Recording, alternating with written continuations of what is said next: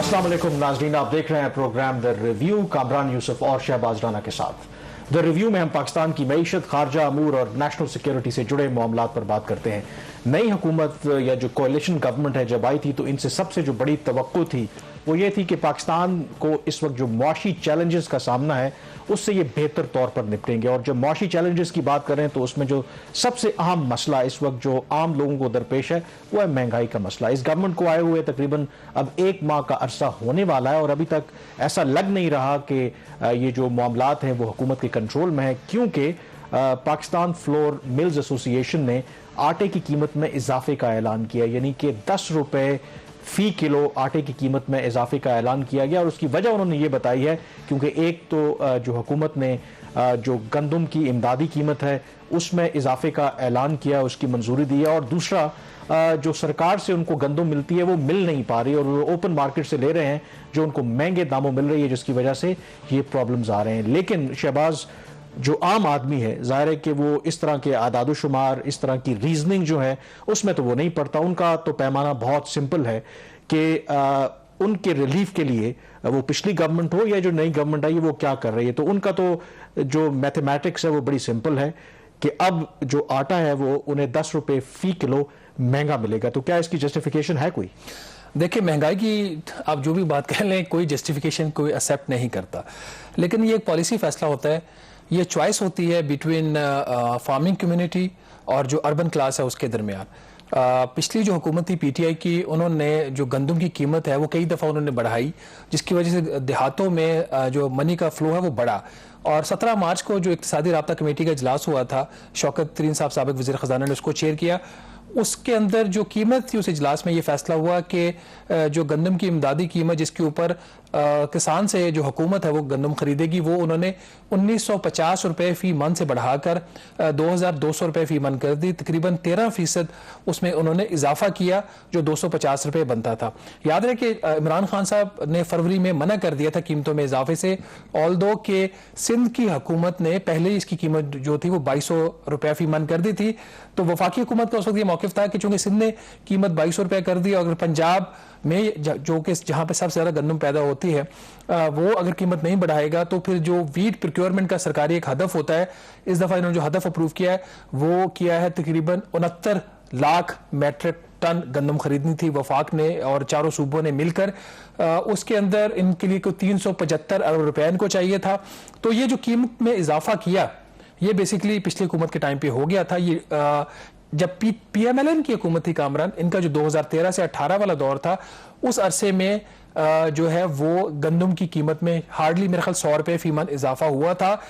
उसका ओवरऑल अगर आप देखें, एक तो ग्लोबल कमोडिटी प्राइसेस का फैक्टर होता है, उस वक्त वो उस तरह फैक्टर नहीं था जो इस वक्त है। जो फूड इन्फ्लेशन थी उस वक्त में बहुत कम रही थी। अब चूंकि गंदम की कीमत बढ़ गई है और जो मुख्तलिफ जो स्टडीज़ हैं वो ये चीज़ इस्टेब्लिश करती हैं कि अगर गंदम की आप कीमत में 10% इजाफा कर दें तो ओवरऑल इन्फ्लेशन रेट में 3% इजाफा होता है। ये तो एक ये बात।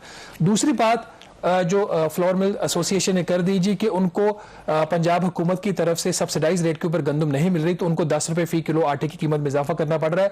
ये वो चीज़ है जिसका शहबाज शरीफ साहब को और जो पंजाब के वज़ीर आला हैं, शहबाज शरीफ से ज़्यादा ये पंजाब के वज़ीर आला हमजा शहबाज का ये काम है कि वो इस चीज़ को देखें कि वो सप्लाई क्यों नहीं हो रही। एक और फैक्टर जिसका इस दफ़ा सामना करना पड़ेगा और इसका मेरा ख्याल अगले हफ्ते जो पाकिस्तान की ज़राअत के मसाइल हैं उसके ऊपर एक डिटेल प्रोग्राम भी करना चाहिए हमें, उसके अंदर हम डिस्कस करेंगे। इस दफ़ा चूंकि मुल्क के अंदर हीट वेव आई एक और ओवरऑल जो वेदर फोरकास्ट थे वो चेंज हुए, जिसकी वजह से जल्दी गर्मी पड़ने की वजह से जो तखमीने आ रहे हैं गंदम की इस साल जो पैदावार है वो एक तो हदफ से कम रहेगी, बल्कि उसकी जो पर एकड़ यील्ड है वो भी, अब चूंकि हमारा भी फार्मिंग कम्युनिटी से ताल्लुक है तो हमने जो चेक किया है देहातों से और आगे पीछे, उसमें भी फी एकड़ 5 मन से लेकर 10 मन फी एकड़ कमी की बात हो रही, विच इज सब्सटेंशियल। और जितनी भी कमी होगी वो आपकी फिर पूरी होगी दरामद करने से, और एक तखमीना ये कि कम से कम 40 लाख जो मैट्रिक टन आपको शायद 4 मिलियन ख्याल में इसमें एक दरामद करनी पड़ेगी। डिटेल प्रोग्राम जरूर करेंगे क्योंकि जो इसका इम्पैक्ट आएगा, जो आपने कहा कि अगर 40 लाख टन गंदम हमें इंपोर्ट करनी पड़ेगी और आप जब इंपोर्ट करते हैं तो उसके लिए आपको चाहिए डॉलर्स, और जब डॉलर्स की बात कर रहे हैं तो पाकिस्तान की जो सिचुएशन है इस वक्त वो वैसे ही बड़ी, आप कह लें कि आप बड़ी कमज़ोर है, क्योंकि अभी हमारे पास जो स्टेट बैंक ऑफ पाकिस्तान के पास जो फॉरेन रिजर्व्स हैं वो कुछ $10.5 अरब हैं, जो हार्ड 2 मंथ या 2 माह की जो इंपोर्ट्स हैं उनके लिए भी नाकाफ़ी है। तो ये तो प्रॉब्लम्स जो हैं वो काफ़ी आगे गंभीर होते नजर आ रहे हैं। एक तरफ डॉलर्स हमारे पास है नहीं, और दूसरा जो बेसिक कमोडिटी है गंदम, अगर उसको इंपोर्ट करना पड़ेगा उसके लिए भी आपको डॉलर चाहिए। तो क्या इस वक्त हालात? अच्छा, ये जो गंदम को अभी हमने दरामद करनी है वो तो बात की बात है नाज़रीन, लेकिन जो अभी तजारती खसारे के अदादो शुमार कल पाकिस्तान ब्यूरो स्टैटिस्टिक्स ने रिलीज किए, ये काफ़ी अलार्मिंग नंबर आ रहे हैं। 10 माह के अंदर जो जुलाई से लेकर अप्रैल का फिगर बनता है इस माली साल का, पाकिस्तान का जो तजारती खसारा है वो 39.3 अरब डॉलर तक पहुंच गया है, जो पिछले साल के मुकाबले में 2.5% ज्यादा या 15.4 अरब डॉलर। और ये तजारती खसारा जिस तेजी से बढ़ रहा है ये एक इंतहाई खतरनाक एस्पेक्ट है, 2 वजूहात की वजह से। एक तो ये, जैसे अभी कामरान कह रहे थे, हमारे पास डॉलर्स नहीं है, डॉलर्स की पाकिस्तान में शदीद किल्लत है। $10.5 अरब के ग्रॉस फॉरेन एक्सचेंज रिजर्व है स्टेट बैंक ऑफ पाकिस्तान के, और जो हमारी जरूरियात है अभी, जो सिर्फ आप अप्रैल का आप देख लें इंपोर्ट का बिल वो $6.6 अरब है। तो अगर $6.5 अरब माहाना हम जो हमारा वो दरामदी बिल है, और उसके मुकाबले में $10.5 अरब की अगर आपके पास फॉरेन एक्सचेंज का कवर हो जिसमें $10 अरब हमारे है ही नहीं, तो आप अंदाजा कर सकते हैं सूरत हाल कितनी मुश्किल है। और ये जो तजारती खसारा कामरान आया है $39.3 अरब का, जो पिछली हुकूमत थी उनके अपने तखमीने से ये $11 अरब ज्यादा है, जो कि पूरे साल का था। याद रहे अभी 2 माह बाकी है, तो ये जो 39 है ये $47 बिलियन कहीं नहीं गया। पाकिस्तान की तारीख का हाईएस्ट ये तजारती खसारा होगा। और ये इसके अंदर सिर्फ 2 मोटे फिगर आप ले लें, आपकी जो बरामदात थी वो सिर्फ है $26.2 अरब, ऑल्दो के एक चौथाई ज्यादा है या $5.2 अरब, लेकिन जो इसमें इंक्रीज है 25%, वो अगर आप दरामदात में इंक्रीज देखते हैं जो तकरीबन 47% है, वो दुगना है। तो आप उस पेस को मेंटेन नहीं कर पा रहे। ये 25% के बावजूद भी आप खड़े हैं $26 अरब के ऊपर 10 माह में, और जो आपकी इंपोर्ट्स थी दरामदात वो आपकी हो गई है $65.5 अरब 10 माह में। और पूरे साल का तखमीना था इनका $55 अरब का पिछली हुकूमत का। एक तो तखमीने इनके गलत, ऊपर से मुसलसल इंक्रीज आ रहा है। मैं भी पिछले कोई पुराने डॉक्यूमेंट्स देख रहा था प्रोग्राम में आने से पहले, तो 2024 का जो IMF के एस्टिमेट्स थे पाकिस्तान की दरामदात के, तो वो थे $72 अरब, 2024 की मैं बात कर रहा हूँ। और 22 से हम खत्म करने जा रहे हैं, 65.5 हो गया है, $6.5 अरब की आपकी पर मंथ की इंपोर्ट्स हैं। तो आप कम से कम भी $12 अरब और ऐड कर लें तो ये कितना हो जाएगा? $77 बिलियन आप खत्म करने जा रहे हैं ये माली साल। और ये सूरत हाल ऐसी और इसका नतीजा ये निकला है कि आपका जो करंट अकाउंट डेफिसिट है वो पहले 10 माह में $15.4 अरब तक करंट अकाउंट का खसारा जो है वो हमारा भी 9 माह का नंबर अवेलेबल है। 9 माह का नंबर अवेलेबल है, वो $13.1 अरब है। $13.1 अरब है। और जो टारगेट आपको वो भी पता है, मेरे ख्याल में कितना था? $2.3 अरब। $2.3 अरब, और कहां से कहां चला गया। और अभी अगर दिसंबर, अगर ये जो अप्रैल का नंबर आएगा, ये जो अगर इंपोर्ट का ट्रेंड आ रहा है, वो नंबर भी मेरा ख्याल $1 से $1.5 अरब मजीद इसमें। अच्छा, ये जो ट्रेड डेफिसिट वाला मामला है, देखें जो तहरीक इंसाफ की गवर्नमेंट है, जाहिर है कि उनके दौर में ये ट्रेड डेफिसिट बढ़ना शुरू हुआ और उन्होंने स्टेप्स भी लिए इंपोर्ट्स को डिस्करेज करने के लिए। कैश मार्जिन का सिलसिला शुरू किया, जो इंपोर्टेड गाड़ियां हैं उनकी लीजिंग उन्होंने खत्म की। तो उसका तो कोई इंपैक्ट नहीं आया। इसका मतलब है जो भी वो स्टेप्स लिए हैं देखिए प्रैक्टिकली तो कोई उसका फर्क नहीं पड़ा। इसका हम इसी प्रोग्राम में ये डिस्कस कर चुके थे, और बहुत सारे पाकिस्तान की जो लीडिंग इकोनॉमिस्ट है वो खुद ये बात कह चुके थे कि जितने मेयर्स स्टेट बैंक ऑफ पाकिस्तान ने या वफाकी हुकूमत ने, मेनली तो स्टेट बैंक ने लिए थे, वो नाकाफी थे। और मेरा ख्याल वो इनको एक आई वॉश, आप उसको सिंपल वर्ड्स में कह सकते हैं। उसकी वजह ये है कि पाकिस्तान की जो दरामदात हैं वो, उसका स्ट्रक्चर अब ऐसा है कि 80% आपकी दरामदात या तो रॉ मटेरियल्स हैं या वो अशिया जो आपकी फिनिश गुड्स में बनाने के लिए इस्तेमाल होती हैं। तो पाकिस्तान के अंदर फैक्ट्रियां तो काम कर नहीं रही, हम तो फैक्ट्रियां बंद करके रियल एस्टेट सेक्टर में, कंस्ट्रक्शन सेक्टर में सरमायाकारी कर रहे हैं। तो जिस हुकूमत की पॉलिसी ये हो कि मुल्क के अंदर रियल एस्टेट सेक्टर जो है फरोग पाए और फैक्ट्री जो है वो फरोग ना पाए, तो उसका नतीजा आता है ये $65 अरब की दरामदात की सूरत में। तो ये कंट्रोल हो नहीं सकता कामरान इस सूरत हाल में। और इसके ऊपर जो सोने पे सुहागा हुआ कि जो इन्होंने पाकिस्तान ने और पीटीआई की हुकूमत में हुआ, जो चाइना के साथ सेकंड फेज का इन्होंने फ्री ट्रेड एग्रीमेंट साइन कर दिया, जिससे हमारी जो इंपोर्ट्स हैं वो उसके ऊपर जो आपने कुछ ड्यूटीज लगाई होती है वो और कम हो गई। और पाकिस्तान अब चूंकि चाइना की इकोनॉमी का साइज इतना बड़ा है, हम कंपीट नहीं कर सकते। जो पाकिस्तान के जो जूते भी मेड इन पाकिस्तान है, बेसिकली वो मेड इन चाइना है और स्टैंप यहां पे अब लग रही है। पाकिस्तान के अंदर सुई और जो एक रिफाइंड किस्म का धागा है वो भी बाहर से इंपोर्ट हो रहा है। तो ऐसे मुल्क में जहां पे, अगर मैं आपकी ऑन अ लाइटर नोट मिसाल दूं, तो आपने भी जितने भी कपड़े पहने हो शायद मेड इन पाकिस्तान इसमें होगा नहीं। ऑल्दो अगर आप शॉप पे जाते हो आपको बड़े फख्र से बताया जाता है थाईलैंड का, ये मलेशिया का, तो मैं उनको आगे से कहता हूं भाई हमारा अपना फैसलाबाद का कपड़ा दे दो, कराची का दे दो, वो इससे बेहतर नफीस होता है, लेकिन आपको मिलता नहीं है क्योंकि अब हम मैन्युफैक्चरिंग से निकल रहे हैं। और मैन्युफैक्चरिंग ज्यादातर आप किस किस्म की है कि रॉ मटेरियल्स बना के बाहर। अब जो इंपॉर्टेंट सवाल है, देखिए हमारे पास $10.5 अरब के ज़खायर अभी मौजूद हैं, और जैसे आपने खुद कहा कि हमारी जो इस वक्त इंपोर्ट है एक माह की वो $6.6 अरब है।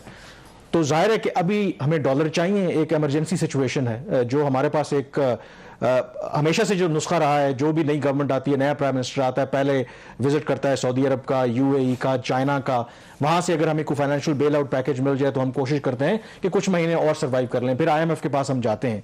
तो अभी हमारे पास ऑप्शन है क्या? क्योंकि अदरवाइज अगर डॉलर नहीं होंगे तो खुदा ना खास्ता श्रीलंका की हालत आपने देखी है कि जब उनके पास डॉलर खत्म हुए तो वहां पर क्या सूरत हाल है इस वक्त। कामरान, इंटरनेशनल कम्युनिटी में, क्योंकि इंटरनेशनल कम्युनिटी ने, और जिसमें हमारे दोस्त ममालिक भी शामिल हैं, आज से कुछ 4-4.5 साल पहले एक फैसला किया था कि पाकिस्तान एक बिगड़ी हुई कौम है और इनका एक ही हल है कि इनके सर के ऊपर डंडा है। और ये मैं मजाक में बात नहीं कह रहा, ठीक है। चीन के पास जब 2018 में हुकूमत गई उस वक्त की कर्जा लेने के लिए, उन्होंने कर्जा तो आपको दे दिया और साथ उन्होंने ये भी आपको तजवीज़ किया कि आप चले जाएं IMF के पास, आप IMF के बगैर सुधरने वाले नहीं हैं।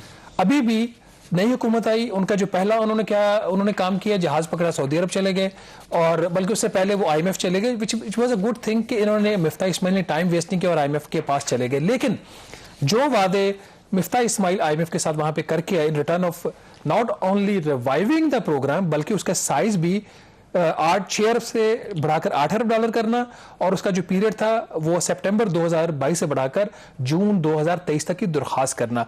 उसके लिए जो काम करने थे वो हम नहीं कर पाए। हमारी ये ख्याल था कि सऊदी अरब से कुछ हमें तेल उधार मिल जाएगा, कुछ हमें कैश और मिल जाएगा, तो हमें मुश्किल फैसले नहीं करने पड़ेंगे। लेकिन जो वज़ीर आज़म साहब का विजिट है उसको 1 हफ्ता हो गया अब खत्म हुए सऊदी अरब का, अभी तक वहां से कोई डेवलपमेंट नहीं हुई। हम मुत्तहिदा अरब अमारात के कल के प्रोग्राम में जिक्र किया, हमें वहां से अभी तक कुछ नहीं मिला। चीन के साथ इस वक्त जो एक हमारा $2.3 अरब का कमर्शियल लोन था, जो हमने मार्च में वापस किया इस उम्मीद पर कि हमें अप्रैल में दोबारा वो चीन दे देगा, बेसिकली रोल ओवर था। जो एक डिपॉजिट का रोल ओवर होता है वो तो आपको वापस नहीं करना पड़ता, वो ऑटोमेटिकली चाइना कर देता है। लेकिन जो कमर्शियल कर्जा होता है, जो उसकी आप किसी कमर्शियल बैंक से आपने लिया हुआ है, वो पहले हम वापस करते हैं, फिर वो आपको वापस दोबारा आपको रीलैंड कर देते हैं। तो जो रीलैंडिंग करनी थी चीन ने, हमें अप्रैल में करनी थी, मैं आ गया, अभी तक नहीं हुआ। और मेरी इतलात यह है कि आप शायद वजारत खजाना ये बात सोच रही है कि वज़ीर शहबाज शरीफ साहब को कहेंगे एक जरा टेलीफोन कॉल चीन के वज़ीर आज़म को कर दें, सदर को नहीं, ताकि वो रोल ओवर। तो ये इसका बैकग्राउंड बताने का मकसद ये है, IMF को हम अवॉइड कर रहे हैं इस वक्त, लेना भी चाह रहे हैं और नहीं भी लेना चाह रहे। कल वज़ीर आज़म ने सऊदी अरब के ऊपर मीटिंग की है, आज वज़ीर आज़म साहब ने मीटिंग की है कि फ्यूल प्राइसेस की अगर बढ़ानी पड़े तो उसके क्या नताइज होंगे। सऊदी अरब, मुत्तहिदा अरब अमारात, चीन तब आपके साथ फुल सपोर्ट में खड़ा होगा जब आप IMF में जाएंगे, वरना उनको पता हो ये बिगड़ी हुई कौम है, ये कर्जा लेके 73 रुपए फी लीटर डीजल पे सब्सिडी दे रही है, ये कर्जा लेके 29 रुपए फी लीटर पेट्रोल पे सब्सिडी दे रही है। तो डॉलर्स नहीं है, दोस्त ममालिक साथ नहीं खड़े हुए, IMF इंतजार कर रहा है कि मैयज लेंगे तो हम मिशन भेजेंगे, हालात काफी। बल्कि जो सऊदी अरब की जो ज्वाइंट स्टेटमेंट है पाकिस्तान और सऊदी अरब की विजिट के बाद, तो उसमें बाकायदा तौर पर जिक्र किया गया है कि सऊदी अरब जो पाकिस्तान की जो स्ट्रक्चरल रिफॉर्म्स हैं, ये IMF की लैंग्वेज है, उसको उन्होंने इस्तेमाल किया। तो मीन के जिन शराइत पे अगर वो कर्जा पाकिस्तान को देते भी हैं तो इन लाइन विद जो IMF का प्रोग्राम उसी के मुताबिक देंगे। लेकिन अगेन जो आप बात कर रहे हैं कि मुश्किल फैसले करने होंगे, और सबसे जो मुश्किल फैसला कि जो पिछली हुकूमत ने, वज़ीर आज़म इमरान खान ने जब ऐलान किया था एक सब्सिडी देने का तेल की कीमतों के ऊपर, उनको मुंजमद किया था जून तक, क्या ये जो हुकूमत है उस फैसले को रिवर्स कर पाएगी? क्योंकि जो 15 मई को फिर जब रिव्यू होगा तेल की कीमतों का, तो क्या वो फैसला करेंगे कीमत बढ़ाने का, वो भी एक ऐसे मौके पर जब इमरान खान पूरे मुल्क में रैलियां कर रहे हैं, और उन्होंने ये भी कहा है कि वो बहुत जल्द कॉल देंगे इस्लामाबाद में लॉन्ग मार्च करने की, तो ये क्रिटिकल टाइम पीरियड है, तो गवर्नमेंट शायद जो कोalition गवर्नमेंट है ये मुश्किल फैसला ले ना पाए और उससे यकीनन हमारी जो माशी मुश्किलात हैं वो मजीद उसमें इजाफा होगा। यहाँ पे ब्रेक लेंगे और ब्रेक के बाद जिक्र करेंगे उस टेलीफोन कॉल का जो पाकिस्तान के young foreign minister Bilawal Bhutto Zardari और अमेरिका के सेक्रेटरी ऑफ स्टेट के दरमियान हुई, उसमें क्या हुआ उसमें ब्रेक के बाद बात करेंगे। जी, ब्रेक के बाद एक दफ़ा फिर आपको खुश आमदेद कहते हैं। गुज़श्ता रोज़ अमरीकी secretary of state Anthony Blinken ने टेलीफोन कॉल की पाकिस्तान के नए वज़ीर ख़ारजा बिलावल भुट्टो जरदारी को। ये टेलीफोन कॉल ज़राए के मुताबिक कोई 50 मिनट इसका दौरानिया था और इसमें तमाम जो दोनों ममालिक के दरमियान बायलैटरल इश्यूज़ हों, रीजनल इश्यूज़ हों, उस पर बात की गई। जो हैंड आउट जो अमरीकी स्टेट डिपार्टमेंट की तरफ से आया उसमें उन्होंने आइडेंटिफाई किया कि जो की इश्यूज़ हैं उनके ऊपर बात की गई है और सेक्रेटरी ऑफ स्टेट ने इस अज़म का इआदा किया कि पाकिस्तान के साथ एक ब्रॉड बेस्ड रिलेशनशिप को कायम रखना चाहते हैं। उसमें उन्होंने तस्करा किया तिजारत का, इन्वेस्टमेंट का, क्लाइमेट का और दूसरे मामलात का, जबकि जो दफ्तर खारजा की तरफ से जो स्टेटमेंट जारी किया गया उसमें एक तो शुक्रिया अदा किया बिलावल भुट्टो जरदारी ने जो टेलीफोन कॉल की सेक्रेटरी एंथनी ब्लिंकन ने, और साथ ही उन्होंने ये कहा कि पाकिस्तान अमेरिका के साथ ज़ाहिर के ताल्लुकात को फ़रोग देना चाहता है लेकिन बेस्ड ऑन म्यूचुअल रिस्पेक्ट। लेकिन इसके अंदर जो एक सिग्निफिकेंट पहलू है, एक तो ये है कि ये तकरीबन 8-9 माह के बाद एक हाई लेवल पर दोनों ममालिक के दरमियान ये पहला राब्ता है। लास्ट टाइम जो इंटरेक्शन हुआ था हमारे वज़ीर ख़ारजा का जब शाह महमूद कुरैशी थे और सेक्रेटरी ब्लिंकन था, वो न्यूयॉर्क में यूएन जनरल असेंबली के साइड लाइन पर एक मुलाकात हुई थी और उसके बाद अब इस लेवल पे दोनों के दरमियान बातचीत हुई है। जो इसके अंदर जो टेक अवे है, जो स्टेटमेंट सामने आए, एक तो जो अमरीकी वज़ीर ख़ारजा ने इसी माह के एंड पर एक virtual US global Covid summit हो रहा है उसमें पाकिस्तान को इनवाइट किया है, और दूसरा न्यूयॉर्क में ही इन पर्सन एक मिनिस्ट्रियल मीटिंग हो रही है फूड सिक्योरिटी के हवाले से, उसमें भी पाकिस्तान को इनवाइट किया है। इनविटेशन जो है ये फॉरेन मिनिस्टर का है या ये फिर हमारे जो नेशनल फूड सिक्योरिटी के मिनिस्टर वो जाएंगे? मेरे ख्याल में जो मेरी इतला है, क्योंकि इसको जो चेयर कर रहे हैं वो खुद सेक्रेटरी ब्लिंकन कर रहे हैं, कि food security in context with जो कुछ इस वक्त यूक्रेन और रशिया के दरमियान हो रहा है, क्योंकि उससे बहुत ज़्यादा जो फूड सप्लाई चेन है वो डिसरप्ट हुई है, जिस तरह इंटरनेशनल कमोडिटी प्राइसेस ऊपर गई हैं, बाकी और मसाइल हैं, तो उसका कॉन्टेक्स्ट वो है। क्योंकि चेयर जो है वो कर रहे हैं अमरीकी वज़ीर ख़ारजा, तो तवक्को यही है कि बिलावल भुट्टो जरदारी ऐन मुमकिन है कि वो वहाँ पर जाएंगे। बल्कि मेरी इतला तो ये है कि पाकिस्तान ये कोशिश कर रहा है कि एक तो वहाँ पर इस मिनिस्ट्रियल मीटिंग को वो अटेंड करें और साइड लाइन पर एक अगर मीटिंग हो जाए सेक्रेटरी ऑफ स्टेट से तो उसमें भी कोई मुज़ायका नहीं है। कोशिश पाकिस्तान की तरफ से हो रही, क्योंकि जब से ये नई गवर्नमेंट आई है, क्योंकि जो तरीके इंसाफ की गवर्नमेंट थी उनकी पॉलिसीज़ पर इन्होंने तनकीद की है कि जिस तरीके से एक एंटी अमेरिकन सेंटिमेंट को आपने प्रोवोक किया है, क्योंकि पाकिस्तान ये जो गवर्नमेंट है ये समझती है कि अमेरिका के साथ जो हमारे ताल्लुकात हैं वो अहमियत के हामिल हैं, हम उसे इग्नोर नहीं कर सकते। और इसी वजह से अगर आप देखें तो दोनों अतराफ से जब से ये नई गवर्नमेंट आई है दर्जनों ऐसी स्टेटमेंट आई हैं जिसमें इस अज़म का इआदा किया गया है कि दोनों ममालिक जो हैं अपने ताल्लुकात को फ़रोग देना चाहते हैं। तो एक लिहाज से ये सिग्निफिकेंट है कि जो तातुल था दोनों मुल्कों के दरमियान मेरे ख्याल में ताल्लुकात में और हाई लेवल जो एक कॉन्टैक्ट नहीं हो रहा था वो रिवाइव हुआ है। दो के तरीके इंसाफ के कुछ लोग या जो उनके वो क्रिटिसाइज कर रहे हैं वो ये कह रहे हैं क्योंकि ये तो अमेरिका की अपनी गवर्नमेंट है तो इनके साथ राब्ता नहीं करेंगे तो किसके साथ करेंगे। जो इसके अंदर जो सिग्निफिकेंट पहलू है, लेकिन कामन इसमें एक जो बॉटम लाइन है वो ये है कि एक लग ऐसे रहा है कि जो यूक्रेन की वॉर है उसके ऊपर पाकिस्तान ने अपनी पोजीशन चेंज कर ली है और उसके बाद ये जो अगर ये यूक्रेन के कॉन्टेक्स्ट में फूड क्राइसिस जो कि वर्ल्ड फूड ऑर्गेनाइजेशन की एक स्टेटमेंट भी है कि 25 मिलियन टन जो है ग्रेन्स वो स्टकअप हो गया यूक्रेन में और जिसकी वजह से यूरोप में और दुनिया भर में कमोडिटी प्राइसेस का एक क्राइसिस आएगा। और जैसे अभी हम पहले भी बात कर रहे थे अगर पाकिस्तान में वीट की शॉर्टेज है 40 लाख मैट्रिक टन के आसपास तो हमें भी वीट इंपोर्ट करनी पड़ेगी और वो हमारा जो हिस्टोरिकली ज़्यादातर हमारी वीट आती थी या यूक्रेन से या फिर रशिया से। लेकिन ये तो एक हो गया ऊपर की बात जो आपको इन डेप्थ अगर आप देखते हैं तो फिर ये बात ठीक नहीं है कि हमने फिर फाइनली ये फैसला कर लिया है कि ठीक है अब हम फिर अमेरिकन कैंप में जा रहे हैं और to an extent this will give fuel to Imran Khan's narrative कि ये तो अमेरिकन के ऑल्दो इसमें रियलिटी नहीं है बट परसेप्शन जो है वो डीपर और हो जाएगा कि नहीं, ये फिर हमने रशिया के अगेंस्ट अब अमेरिकन कैंप में जा रहे हैं, उनकी मीटिंग्स अटेंड कर रहे हैं, उनके समिट्स अटेंड कर रहे हैं, तो ये तो बात खराब नहीं होने जा रही? देखिए, इसको देखने का अंदाज जो है वो अगर तो पीटीआई यकीनी तौर पर वो इसी तनाजुर में देखेगी कि देखें यही तो हमारा सबसे बड़ा एक दलील थी कि जो अमरीकी गवर्नमेंट है वो हमसे यही चाहती थी कि आप रूस के ऊपर अपना मौक़िफ़ तब्दील करें, और आपने तब्दील नहीं किया तो इसलिए आपकी गवर्नमेंट को चलता किया। अब ये जो गवर्नमेंट है इनका यकीनी तौर पर यह मौक़िफ़ होगा कि हम एक मुतवाज़न और एक बैलेंस अप्रोच ले रहे हैं। हमारा हरगिज़ मतलब ये नहीं है कि हम अमेरिका के कैंप में शामिल हो रहे हैं, लेकिन फॉरेन पॉलिसी के अंदर जो चेंजेस होती हैं ना, आप कुछ सिग्नल्स पिक करते हैं, सम टाइम पे सटल चेंजेस होती हैं।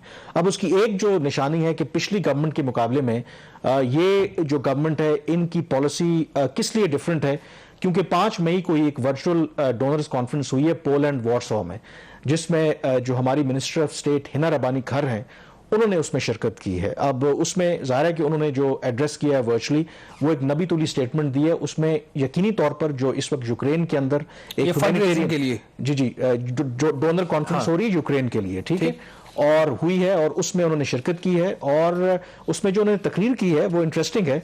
उसमें एक तो उन्होंने कंसर्न शो किया पाकिस्तान का कि इस वक्त जो ह्यूमैनिटेरियन सिचुएशन है यूक्रेन के अंदर और जो इंटरनेशनल लॉ की वायलेशंस हो रही हैं, तो उसमें अगर आप सटल चेंज देखें तो इसका मतलब है कि इनडायरेक्टली हम कहीं ना कहीं रूस को तनकीद का निशाना बना रहे हैं।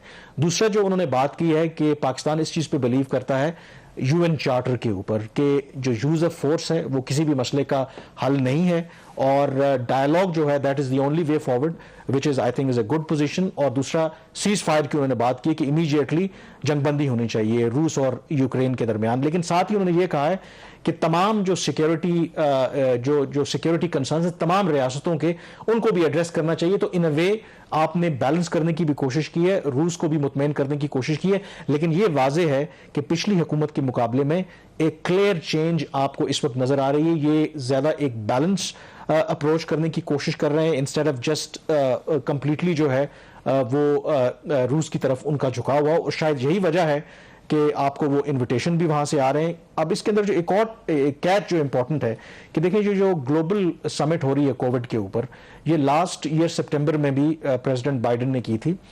उसमें पाकिस्तान ने जरूर शिरकत की थी लेकिन लीडरशिप लेवल पे नहीं थी। उसकी वजह ये थी कि जो कुछ उन्होंने सेशंस ऑर्गेनाइज किए थे पाकिस्तान से, इस खित्ते से भारत के वज़ीर आज़म और बांग्लादेश के वज़ीर आज़म को मदऊ किया गया था कि वो वर्चुअली उसे एड्रेस करें। पाकिस्तान के प्राइम मिनिस्टर को उस वक्त जो इमरान खान थे उनको इनवाइट नहीं किया गया था। अब ये देखने वाली ये बात है कि क्या ये जो ग्लोबल समिट कोविड के ऊपर होने जा रहा है, क्या इसमें जो वज़ीर आज़म शहबाज शरीफ हैं इनको दावत दी जाएगी कि वो किसी एक सेशन से वहां पे खिताब करें? अगर तो ऐसा होता है तो अगेन ये एक क्लियर इंडिकेशन होगी कि पिछली गवर्नमेंट के मुकाबले में अमेरिका जो है इस गवर्नमेंट के साथ ताल्लुकात को एक डिफरेंट पैराए से देखता है। लेकिन जो भी है, लगता ये है कि एक शिफ्ट जरूर है। नई गवर्नमेंट के आने के बाद अमेरिका की तरफ से भी कोशिश है कि दोनों जो ताल्लुकात हैं उसको रीसेट किया जाए, क्योंकि अमेरिका भी ये समझता है कि उनको पाकिस्तान की ज़रूरत है। बेशक वो अफगानिस्तान से निकल गए हैं, जो काउंटर टेररिज्म के हवाले से मामलात हैं, जो अफगानिस्तान की इस वक्त जो सूरत हाल है उसमें उनको पाकिस्तान की कोऑपरेशन चाहिए। और पाकिस्तान को आपसे बेहतर कौन जानता है, IMF के साथ हमारे मुज़ाकरात हो रहे हैं, और अगर अमेरिका के साथ हमारे मामलात कुछ बेहतर हो जाते हैं, आपकी अमरीकी वज़ीर ख़ारजा के साथ हमारे जो वज़ीर ख़ारजा उनकी मुलाकात हो जाती है और शहबाज शरीफ उस वर्चुअल समिट में शामिल हो जाते हैं, तो ये पॉजिटिव सिग्नलिंग होगी।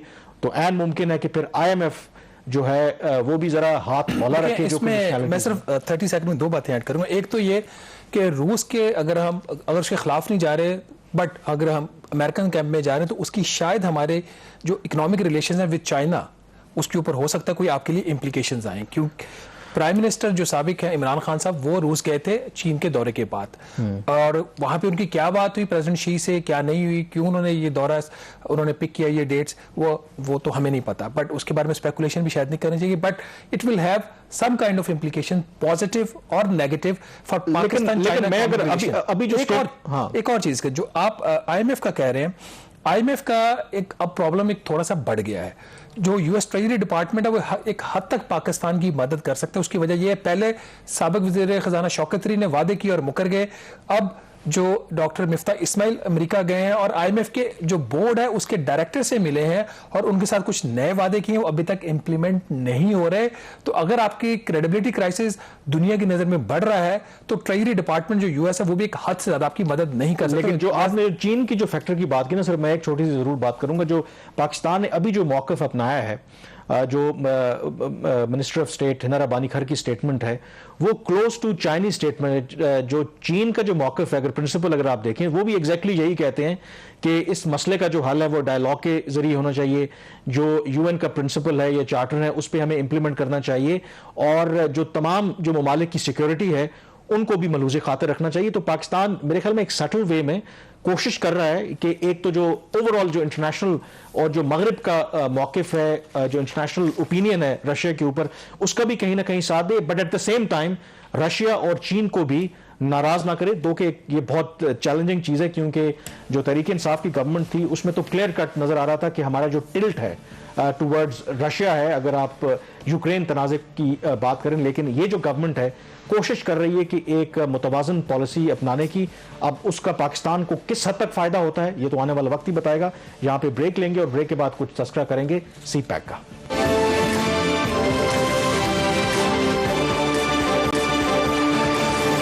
ब्रेक के बाद एक दफ़ा फिर आपको खुशामदीद कहते हैं। चाइना पाकिस्तान इकोनॉमिक कॉरिडोर, यकीनन आपने बहुत से हमारे लीडरान से, बहुत से लोगों से सुना होगा कि ये पाकिस्तान की मईशत की रीढ़ की हड्डी साबित हो सकता है। और CPEC की अगर बात करें तो उसका जो सर का ताज है वो उसे कहते हैं जी गवादर डीप सी पोर्ट। लेकिन जो आज के इस प्रोग्राम में हम आपको बताएंगे कि किस हद तक जो हमारे अथॉरिटीज़ हैं, हमारी गवर्नमेंट्स हैं, कितनी संजीदा रही हैं कि जो CPEC है इसको रियलिटी में कन्वर्ट किया जाए। तो सुना है कि शहबाज जो CPEC अथॉरिटी है उन्होंने जो एक रिपोर्ट सबमिट की है, खास करके गवादर में इस वक्त जो CPEC और CPEC से जुड़े जो मंसूबे हैं उस पर जो पेशरफ्त है वो तो बड़ी मेरे ख्याल में शॉकिंग रिपोर्ट है। बातें बड़ी बड़ी करते हैं लेकिन इन रियलिटी बड़ी पैथेटिक सिचुएशन है। ये बिल्कुल ठीक है, ये पैथेटिक लफ्ज़ आपने सही इस्तेमाल किया यहाँ पे। प्रेसिडेंट शी का जो इनिशिएटिव है belt and road initiative BRI, $1 trillion project दुनिया के वो पूरे दो तीन बराज़िम को वो लिंक करना चाह रहे हैं। उसमें CPEC जो था वो उसका फ्लैगशिप प्रोजेक्ट था। और CPEC का जिस तरह आपने जूल बोला, उसका सेंटर पीस बोला, वो आपका गवादर है। जब ये बात जून 2013 में उस वक्त के वज़ीर-ए-आज़म नवाज शरीफ और प्रेसिडेंट शी के दरमियान मुलाकात हुई तो उन्होंने गवादर की उस वक्त जब बात की तो पाकिस्तान ने उसके बदले में एनर्जी और जो उनका रोड इंफ्रास्ट्रक्चर है उसको बेहतर करने की बात की। तो ये था उनका उस वक्त एक क्विड प्रो को। अनफॉर्चुनेटली कामरा जिस तरह का एक फोकस होना चाहिए था, क्योंकि जो द काइंड ऑफ डिप्रीवेशन, जिस तरह की महरूमियाँ बलूचिस्तान के अंदर हैं, बावजूद इसके कि वफाक से जो हिस्सा उसको वसाइल में मिलता है वो बहुत ज़्यादा बढ़ गया। 2010 का जो नेशनल फाइनेंस कमीशन अवार्ड था, मैसिव जो मनी है वो पंप इन हुई है बलूचिस्तान में। लेकिन बदकिस्मती है कि वो पैसा जो है नीचे ज़मीन पर नहीं पहुंच रहा। या एक और वहाँ पे बड़ा मसला ये है कि वो एरिया इतना जो है वो फैला हुआ है कि वहाँ पे कॉस्ट उसकी बहुत ज़्यादा है।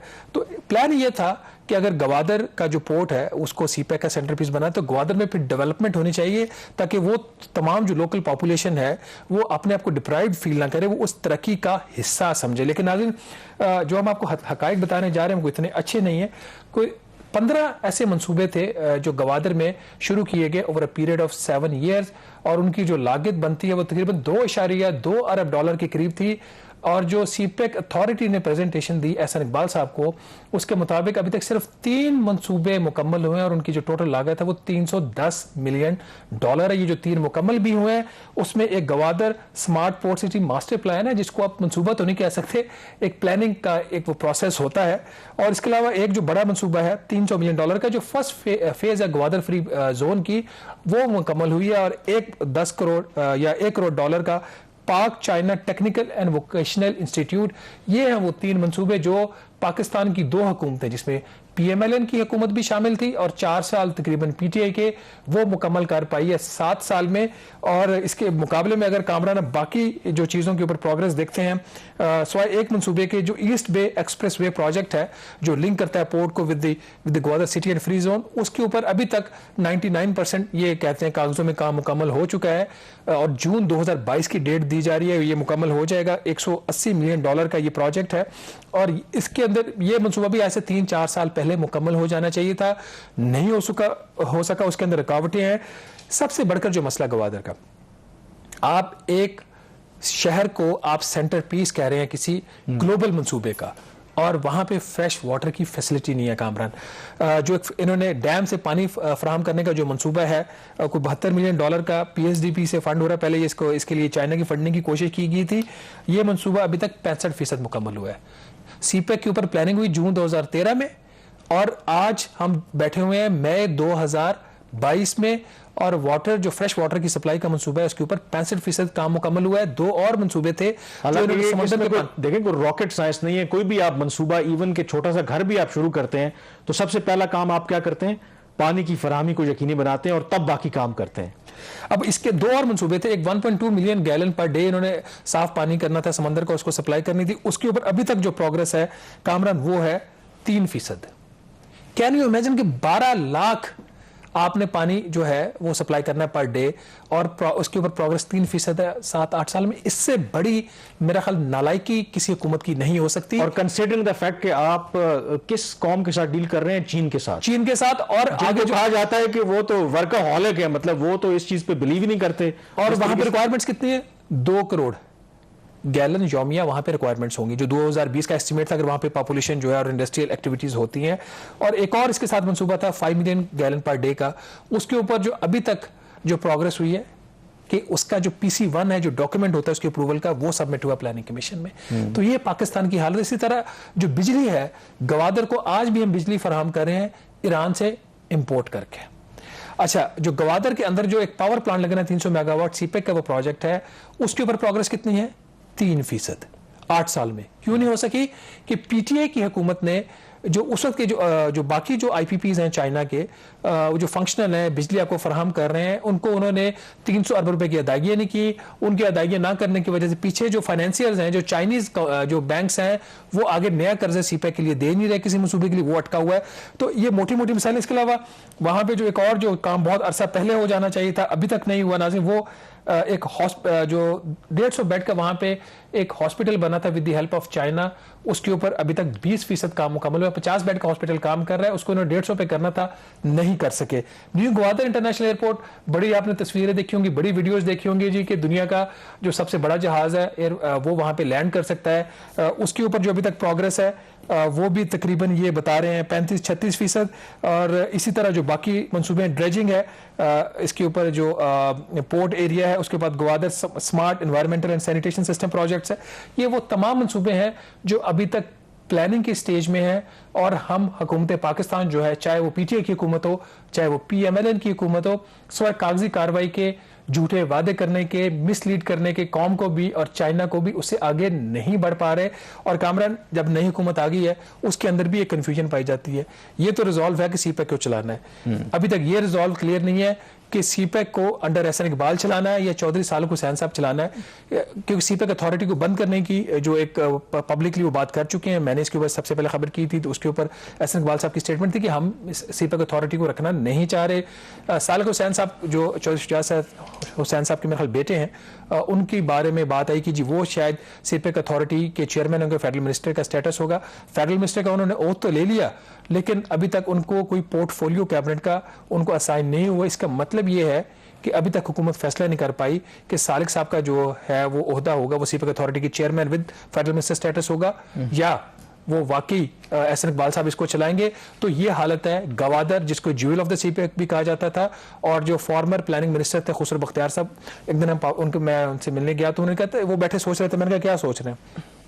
कहते मैं सोच रहा हूँ कि ज्वेल ऑफ द CPEC और इसके पता नहीं क्या क्या नाम आ गए हैं, तो मैं कोई नया नारा देना चाह रहा हूँ। मैंने कहा वो क्या कहते हैं, मैं सोच रहा हूँ गेटवे ऑफ द CPEC कैसा है। तो एक गेटवे कह के चला गया, एक ज्वेल ऑफ द CPEC कह के चला गया, और गवादर वहीं का वहीं पड़ा। इन तमाम बातों का जो लुब्बे लुबाब है, नतीजा ये है कि हम जो हैं वो काम नहीं करना चाहते। सिर्फ हमारी जो तरजीह है वो यही होती है कि दोस्त ममालिक हों, बाकी ममालिक हों, उनसे हमें बस डॉलर मिल जाएं और दैट्स इट। अगर कोई प्रैक्टिकली काम करना पड़ जाए तो फिर ये नतीजा आपके सामने। यहाँ पे ब्रेक लेंगे और ब्रेक के बाद जिक्र करेंगे कश्मीर का। जी, ब्रेक के बाद एक दफ़ा फिर आपको खुशामदीद कहते हैं। हमारा जो फोकस है तमाम वो पाकिस्तान की इस वक्त पॉलिटिकल सिचुएशन है उसके ऊपर है, लेकिन दूसरी तरफ हमारा पड़ोसी मुल्क जो भारत है वो कश्मीर के ऊपर जो अपनी ग्रिप है वो टाइट करता जा रहा है। 5 अगस्त 2019 को मोदी हुकूमत ने कश्मीर की खसूसी हैसियत ख़त्म की और उसके बाद उन्होंने एक डीलिमिटेशन कमीशन बनाया जिसका मकसद था कि मकबूजा कश्मीर के अंदर दोबारा से हल्का बंदी की जाए। और अब जो डीलिमिटेशन कमीशन है सो कॉल्ड, उन्होंने नई जो हल्का बंदियां हैं उसको नोटिफाई कर दिया। इसमें जो दिलचस्प पहलू है, जो जम्मू जिसको हिंदू मेजॉरिटी इलाका समझा जाता है मकबूजा जम्मू और कश्मीर के अंदर और बीजेपी का गढ़ भी समझा जाता है, बावजूद उसके कि उसकी आबादी कम है उसका जो सीटें हैं उसमें इजाफा कर दिया गया। अगर पहले उसकी 37 नशस्तें थीं तो उसको बढ़ाकर 43 कर दिया गया, जबकि कश्मीर जहां पर मुस्लिम अक्सरियत है और जम्मू के मुकाबले में वहां पे आबादी भी ज़्यादा है, उसकी जो सीटें हैं वो सिर्फ एक सीट उसमें इजाफा किया गया है, 46 से बढ़ाकर 47 कर दी गई हैं। और दिलचस्प जो पहलू है शहबाज इसके अंदर, अगर आप देखें जम्मू की जो आबादी है वो इस वक्त 53 लाख है, जो 2011 का जो सेंसस है भारत का, उसके मुकाबले में जो कश्मीर की आबादी है वो 68 लाख है। और 68 लाख की जो आबादी है उसको उन्होंने 47 नशस्तें दी हैं, जबकि जो 53 लाख का जो जम्मू का इलाका है उसको उन्होंने 43 सीट्स दी हैं। और इसमें जो आगे दिलचस्प पहलू है जो ये डीलिमिटेशन की गई है, मसलन जो एक सीट के मुकाबले में जो जम्मू की जो कश्मीर की जो रेशो रखी गई है वो 1,40,000 जो वोट हैं उसके मुकाबले में एक सीट रखी गई है, जबकि जम्मू में यही जो तनासब है वो 1,20,000 का है। तो इसका मतलब है कि ये क्लियर कट इंटेंट है कि इस डीलिमिटेशन के जरिए जो पाकिस्तान का खदशा रहा है, जो कश्मीर के अंदर जो लोगों का खदशा रहा है कि जो मुसलमानों की जो अक्सरियत है उसको अकलियत में बदला जाए, और बाकायदा तौर पर अब ये जो मंसूबा है वो हमारे सामने इसका है। मतलब ये हो कि 43 जो जम्मू की सीट्स हैं और उसमें चंद सीटें अगर वो कश्मीर की वैली से भी ले लेते हैं तो जो मकबूजा कश्मीर की असेंबली है, प्रोविंशियल जो भी उनकी लोकल असेंबली है, उसे जो भी उन्हें लेजिस्लेशन पास करवाना होगी वो लेजिस्लेशन पास सबसे पहले तो यह है कि इसका इम्कान यही है कि वो बीजेपी लेड गवर्नमेंट होगी, एक तो बीजेपी वहां पे कोalition गवर्नमेंट होगी, क्योंकि अगर जम्मू से उनको मेजॉरिटी नशिस्तें मिल जाती हैं, और बिल्कुल आप ठीक कह रहे हैं कुछ नशिस्तें वो कश्मीर से भी ले जाते हैं, तो इसका मतलब है कि जो गवर्नमेंट फ्यूचर में बनेगी वो बीजेपी लेड गवर्नमेंट होगी। कोई भी फैसला जो माजी में एक हुआ था कि मुसलमान आबादी थी और जो महाराजा था वो मुसलमान नहीं था और फिर इल्हाक का जो फैसला, तो वो गलती फिर अब दोबारा दोहराई जा रही है। लेकिन अभी तक जो 5 अगस्त 2019 से लेके आज तक जो कुछ भी जो प्राइम मिनिस्टर मोदी हैं वो चाह रहे थे वो तो उनको मिल रहा है। तो ये भी हो जाएगा, क्योंकि पाकिस्तान जो पिछली हुकूमत थी हमारी वो तो स्वाय 2 घंटे हड़ताल करने के, अपना ही दफातर के काम बंद करने के और कश्मीर हाईवे का नाम श्रीनगर हाईवे करने के और इंडियन ऑक्यूपाइड कश्मीर से इलीगल इंडियन ऑक्यूपाइड कश्मीर करने के अलावा और तो कुछ नहीं कर सकती। तो अभी आपके ख्याल में कुछ आप देख रहे हैं कि कुछ फॉरेन पॉलिसी फ्रंट के ऊपर पाकिस्तान की तरफ से कुछ हो सकता है, या फिर एक दफा फिर वो एक एहतजाजी रास्ता उनके हाथ में दे दिया गया? मुझे तो लगता है कि ये हमारे जो ऑप्शंस हैं वो लगता है कि बड़े लिमिटेड हैं। जो एक हमारा तरीकाकार है कि हमने जो इंडिया के चार्ज डी अफेयर थे उनको दफ्तर खारजा तलब किया, उनको डिमार्च किया, यानी कि इन राइटिंग उनके साथ एहतजाज किया, और वही बातें जो हम कह रहे हैं कि ये तो एक कोशिश है भारत की कि जो मुस्लिम जो अक्सरियत है उनको अकलियत में कन्वर्ट किया जाए, वहाँ की जो डेमोग्राफी है उसको चेंज किया जाए। और पाकिस्तान उनको खबरदार किया और कहा कि ये कश्मीर इंटरनेशनली रिकग्नाइज्ड डिस्प्यूट है और ये यूनिलैटरल जो स्टेप्स भारत ले रहा है ये यूएन चार्टर और यूएन रेजोल्यूशंस की खिलाफ वर्जी है। अदर देन दैट पाकिस्तान क्या करता है, मुझे तो नहीं लगता कि हमारे पास बहुत ज़्यादा ऑप्शंस मौजूद हैं, बल्कि ओवर द ईयर्स ये बात हमें इसका एतराफ़ करना पड़ेगा, because of our political instability, because of our जो इकोनॉमिक जो सिचुएशन रही है, जो हमारा क्लाउड है वो हमारे बेशक दोस्त ममालिक हों, वो इंटरनेशनल ऑर्गेनाइजेशंस हों, उसमें कम हुआ है। और उसके मुकाबले में अगर आप भारत देखें, उनकी जो इकोनॉमिक प्रोग्रेस है उसमें इजाफा हुआ है, उनकी जो क्लाउड है इंटरनेशनल ऑर्गेनाइजेशन में, बाकी जो दुनिया की ताकतें हैं उनमें उनकी जो लेवरेज है उसमें इजाफा हुआ है और उसका उन्होंने फुल एडवांटेज लिया है। तो मुझे नहीं लगता कि अदर देन दैट ये हम जुबानी जो जमा खर्च करते हैं, इस तरह के एहतजाज करते हैं, बहुत होगा तो हम यूएन सिक्योरिटी काउंसिल को, उनके प्रेसिडेंट को, यूएन जनरल असेंबली के प्रेसिडेंट को एक अदद खत लिख देंगे। अदर देन दैट प्रैक्टिकली क्या जो मोदी सरकार है वो अपने प्लान्स को रिवर्स करेगी, कम से कम ऐसी सिचुएशन तो नजर नहीं आती। सिर्फ एक ही आप समझ लें कि एक उम्मीद आप वो कह लें, जो भी मेरे ख्याल में उम्मीद उस तरह भी रखनी नहीं चाहिए, क्योंकि ये जो अब सारा जो 5 अगस्त 2019 वाला जो इकदाम था, ये आपको पता है कि भारतीय सुप्रीम कोर्ट में भी चैलेंज हुआ है। जो मुख्तलिफ जो भारत के अंदर भारत नवाज जो जमातें हैं कश्मीर के अंदर, उन्होंने चैलेंज कर रखा है। अब वो उस पर कई सालों से, जब से ये पिटिशंस दायर हुई थी, उस पर कोई कार्रवाई नहीं हुई। अब जो भारत के जो चीफ जस्टिस हैं उन्होंने इंदिया दिया है, क्योंकि पाकिस्तान की तरह भारत के अंदर भी आपको पता है कि सुप्रीम कोर्ट जो है समर वेकेशंस होती है, तो समर वेकेशंस के बाद उन्होंने ये कहा है कि वो इस पिटीशन को टेक अप करेंगे। तो एक यही उम्मीद हो सकती है कि अगर वहां पर वो इस डिसीजन को अनकॉन्स्टिट्यूशनल करार दे दें और पुराना उसका जो स्टेटस बहाल कर दें, जो कि जो भारत के अंदर भी जो ऑब्जर्वर्स हैं, जिस तरह की पेनिट्रेशन जो बीजेपी और आरएसएस की, इवन के भारतीय सुप्रीम कोर्ट, भारतीय इदारों के अंदर भी है, तो इस तरह का वो अनपॉपुलर डिसीजन लेते वक्त वो आप 100 दफा सोचेंगे। देखिए, दो तीन चीजें, जब जो मुल्क की जो फौज है उसको सियासत में घसीटा जाए, जब इंटेलिजेंस चीफ को इसलिए तब्दील ना किया जाए कि वो जो अपोजिशन की जो पॉलिटिकल मूव्स हैं उसके बारे में मुझे आगाह करे, तो फिर इस तरह के जो वाकयात हैं वो होते रहेंगे और उनको रोकने के लिए हमारे पास कोई स्ट्रेटजी नहीं होगी, सिवाय जाके कि एक अपने फेवरेट टीवी चैनल पे जाके एक आपके मुल्क का उस वक्त का वजीर खारजा एक बयान दे दे और उसकी भी इंप्लीकेशन इतनी सीरियस होंगे आपके ताल्लुकात एक मुल्क से खराब हो जाए। मुझे अब लगे रहा just to conclude this topic कि you are right, you seem correct कि हमारे पास ऑप्शंस नहीं है। हमारे जो गल्फ कंट्रीज हैं और बाकी जो सऊदी अरब है, हमारे उनके साथ जो ताल्लुकात है वो इस किस्म के, वो खुद इसराइल के साथ अपने, खासतौर पर मुत्तहिदा अरब अमारात और बाकी जो कुछ कंट्रीज हैं वो इसराइल के साथ अपने ताल्लुकात ठीक करना चाह रही हैं। तो ऐसे वक्त में वो भारत के साथ हमारी किस हद तक मदद कर सकती हैं। और छुट्टी की आपने बात की कि जजेस की, on a lighter note, Shahbaz Sharif साहब ने ब्यूरोक्रेसी की तो एक छुट्टी खत्म कर दी है, जरा ये जुडिशरी की भी ये वाली जो छुट्टियां खत्म करें, क्योंकि अब गोरा चला गया, उनका निजाम को भी जाने। लेकिन ये तौहीन अदालत के जुमरे में आएगा, बिल्कुल नहीं आता, क्योंकि जुडिशरी जो है वो जाहिर है कि आज़ाद है, इंडिपेंडेंट है फ्रॉम द एग्जीक्यूटिव, तो जाहिर है कि उनके ऊपर वो लागू नहीं होता, वो उनकी अपनी मर्जी है जो भी फैसले करें। लेकिन आई एग्री विद यू कि क्योंकि ये गोरों के ज़माने का बुनियादी तौर पर ये कानून है, क्योंकि वो अपना मुल्क छोड़कर जब परदेश में आते थे तो उनको ज़ाहिर है कि एक ब्रेक चाहिए होता था कि वो वापस अपनी फैमिलीज़ के पास जाएं। अब तो ज़ाहिर है कि जो माशाल्लाह से तो तमाम जो जजेस हैं वो पाकिस्तान के ही जजेस हैं, वो अपनी फैमिलीज़ के साथ रहते हैं, तो ज़ाहिर है कि इसको ज़रूर रिव्यू करना चाहिए। और गिवन द फैक्ट जितनी पेंडेंसी है केसेस की, वो बेशक लोअर जुडिशरी हो, हायर जुडिशरी हो और सुप्रीम कोर्ट के अंदर हो, तो ये तो दिन रात काम करने वाली बात है। प्रोग्राम द रिव्यू से इतना ही। मुझे कामरान यूसुफ और शहबाज राना को आप इजाज़त दीजिए। अल्लाह हाफिज़।